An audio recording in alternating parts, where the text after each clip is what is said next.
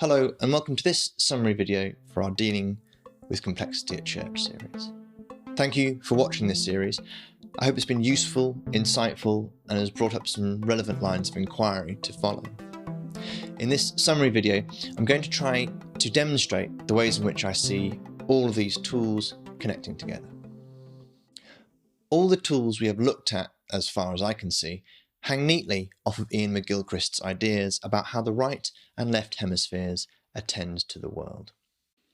The left hemisphere needs to close down to a certainty, contains the habitual level 1 and factual level 2 levels of listening from Theory U.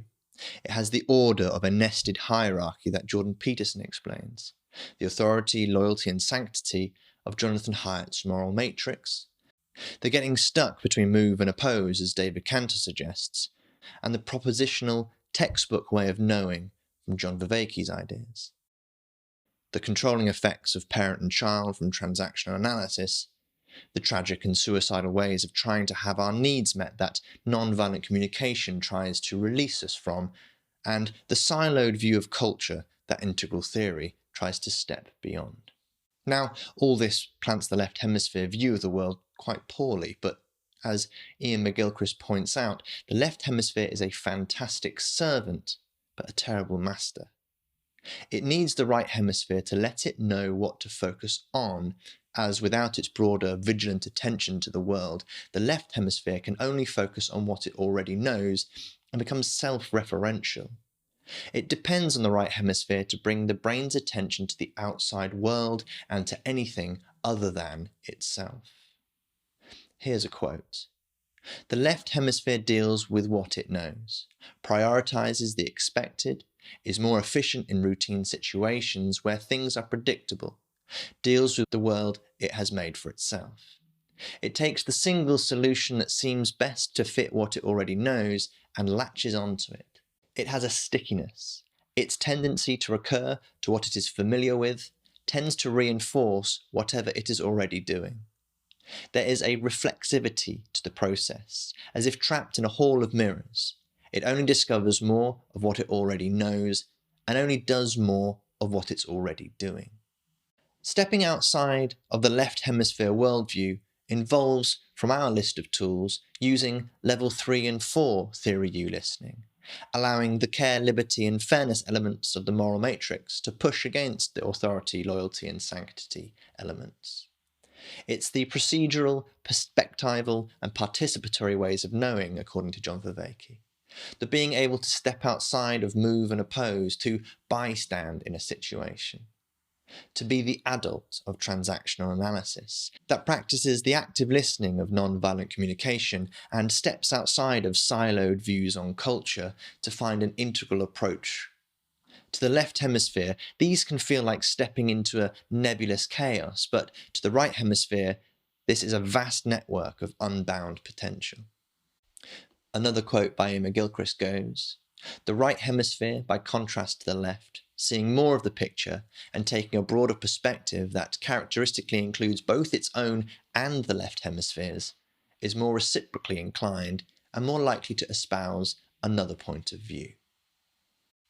So the tools I've highlighted are not the only ones available, but in highlighting them, I want to be able to show how we can change the way we format and structure church. When we come into the meeting, it takes a particular form. Chairs in rows, a talk that has been prepared, an order of service. This structure affords us various benefits. The ability to focus our attention, listen carefully, and hopefully achieve a state of mind. Structures, however, also place certain restrictions on us, and if we don't neatly fit into the pathway the structure and the form requires of us, the desired result is not achieved. The same wood can be made by the carpenter into both a chair and a table.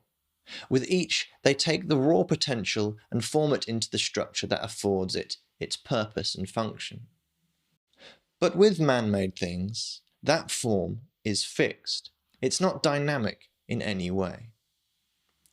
But imagine a tree. Its form is dependent on its genetic makeup and the particular environment it's in. As an organism, it is dynamic, self-organizing and adaptable. It also depends on feedback loops.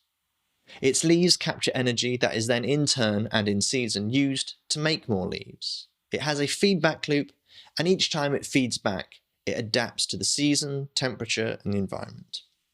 If you've been watching the BBC's Green Planet, you'll have seen how this process is also deeply enmeshed with other plants and animals around it. The mycelial network of mushroom fibres that connect it all together underground, for example. We, as a church, I believe, are an organism, not a machine. Modernism and the machine-like worldview has had a horrific effect on the way we see ourselves both as individuals and as groups.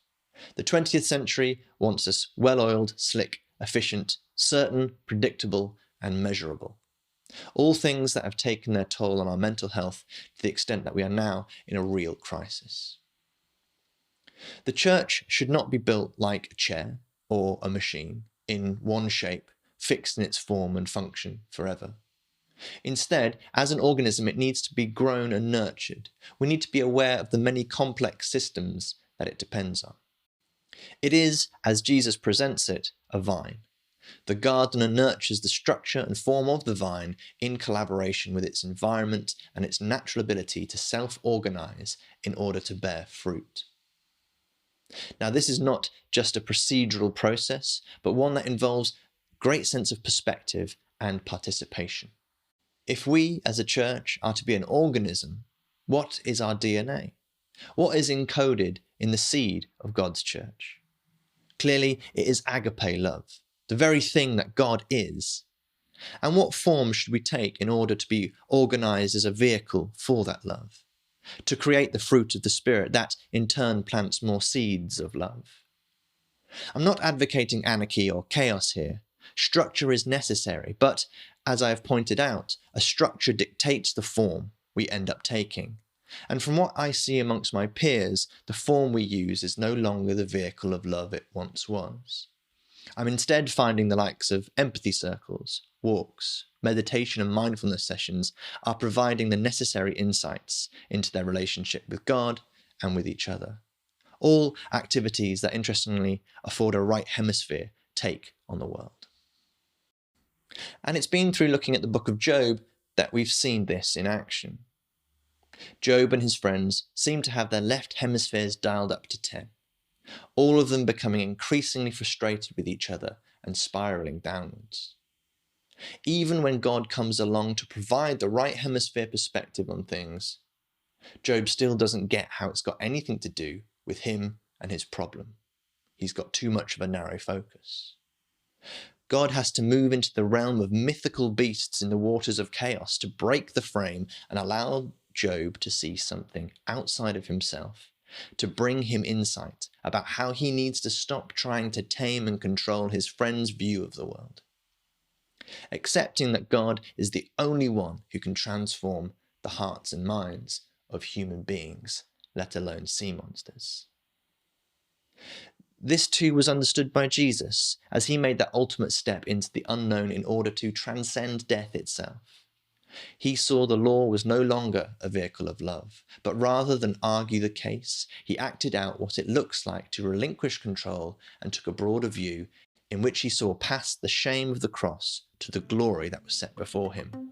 And in so doing, shows us how we can experience a relationship with God when we look beyond ourselves and participate in what can be created, when we transcend our current structures, fears, pride and ego, to become more vigilant of where God is directing us in love.